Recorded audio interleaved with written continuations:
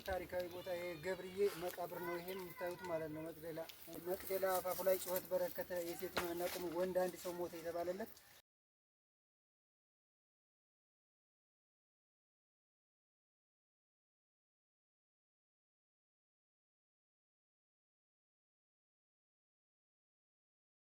እስኪ ስለዚህ ታሪካዊ ቦታ መምህር እስኪ ያላችሁ ሀሳብና አስተያየት ስጡኝ።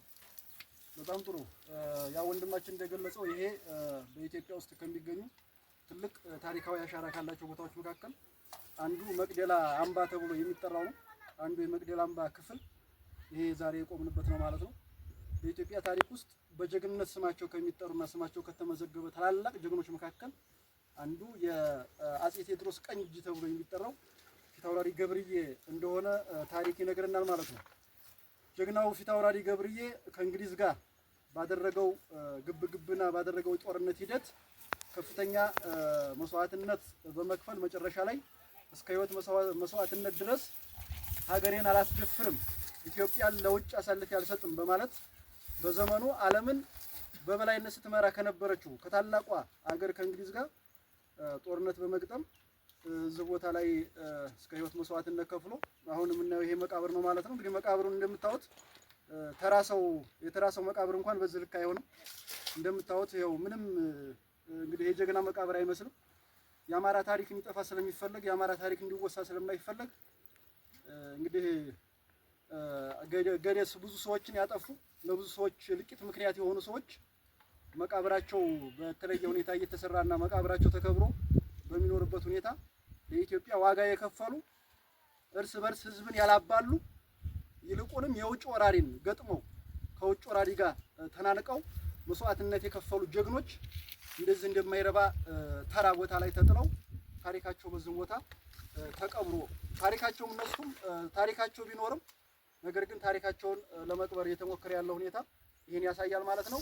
ስለዚህ የአማራ ፋኖ አንዱ ዓላማው ምንድነው? እንደነዚህ አይነት ጀግኖችን ስማቸውን መመለስ፣ ስማቸውን ማክበር፣ ስማቸውን ትውልዱ ከፍ አድርጎ እነሱን አርማ አድርጎ እንዲጠራ በእነሱ እንዲመካ እነሱንም ታሪካቸውን ከፍ አድርጎ የማስረጽና የነሱን ታሪክም ድጋሚ መስራት እና የነሱን ድጋሚ ታሪክ መርገም ስለሆነ እኛ በአጋጣሚ ያው እየተንቀሳቀስንበት ባለበት ሂደት እንግዲህ አማራ ፋኖ ድንበር የለውም። ከአማራ ጫፍ እስከ አማራ ጫፍ ድረስ እየተንቀሳቀስን እንገኛለን። ስለዚህ በምንንቀሳቀስበት ቦታ ላይ እንደዚህ አይነት ታሪኮችን ቦታ ያው ያያይንበት ያለበት ሂደት አለ።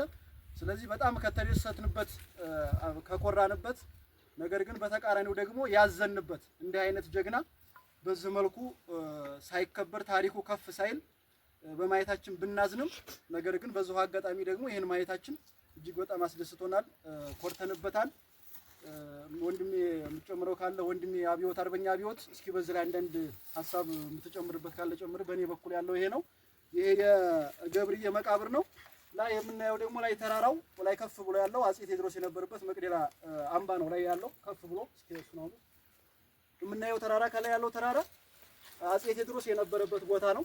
አጼ ቴዎድሮስ ከላይ ሆኖ ገብርዬ ደግሞ እዚህ እየተዋጋ ገብርዬ መሞቱን ሲሰማ አጼ ቴዎድሮስም ለጠላት እጅን አልሰጥም ብሎ አጼ ቴዎድሮስም ራሱን ያጠፋበት ቦታ ያምን ያወዛ ላይ ያለው ተራራ ነው።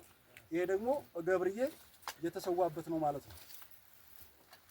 የታሪክ መምህራችን መምህር ፍቅሩ አርበኛ መምህር ፍቅሩ ታሪኩን በደንብ አድርገው ነው የገለጹት። እናመሰግናለን። እንግዲህ ፋኖ በሁሉም መስክ ሙሉ ነው ማለት ይቻላል።